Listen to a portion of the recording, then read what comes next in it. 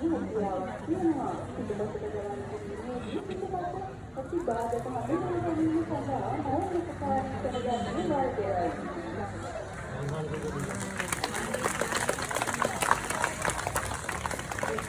දෙන්නන්නේ අපේ නරඹන්නන්ට වගේම අපිට බොහොම අපූර්වට කුලී අදිපස්සේ කියලා මොනවද වෙන්න කියලා. ඒ විදිහට අපිට ලබා දෙනවා.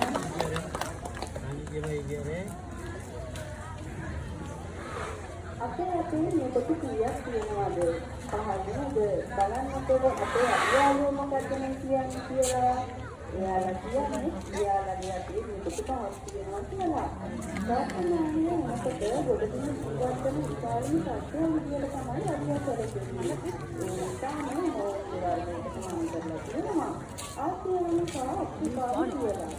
ආසියානු අනුකූලී විපාදීනිය පොත පහ පොත් පිටපතපාදීනිය පොත හතරකුත් එක්ක ඔක්කොම මේ පොත පිළිගන්නේ ලහාටයි. හැබැයි අප්‍රිකානු අනුකූලී වෙනවා. ඕනේ විපාදීනිය පොත හතරකුත් පිටපතපාදීනිය පොත තුනකුත් එක්ක ඔක්කොම මේ පොත පිළිගන්නේ ලහාටයි.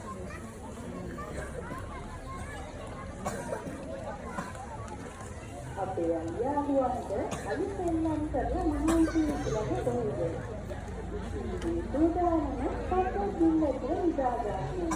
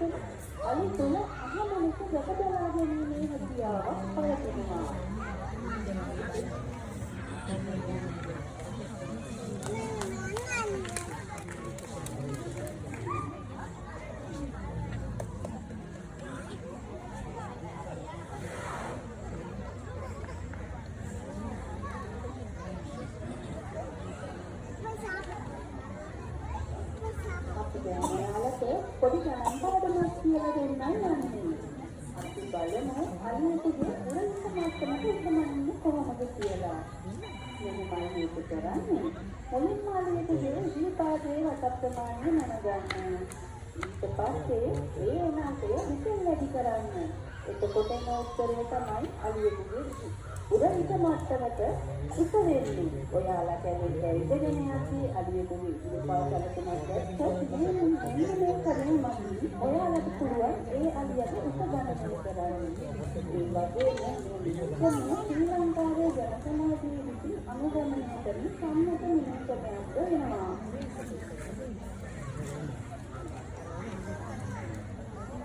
අපේ ලංකාවේ නම් අලිය කියලා කියන්නේ අරුණ පුදුම කටයුතු නෙවෙයි. ඒත් අපේ ඉඳලා රජතුමාගේ මංගලවත් විදියට පොළවර ගමන් වලට වගේම බඩ උසලගෙන යන දාස්දා කරලා තියෙනවා.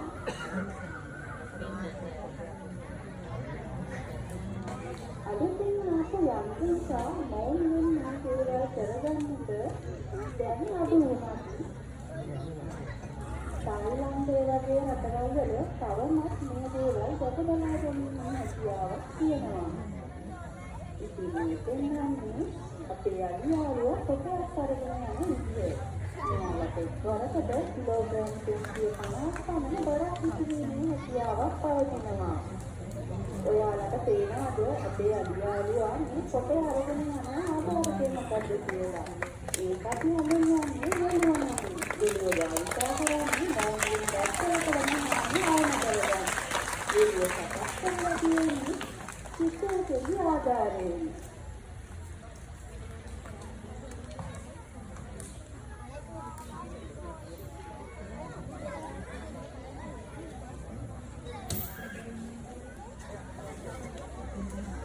ඒ සුදු කියලා පිටාලා ඉස්සරහ කරලා තියෙනවා නේද?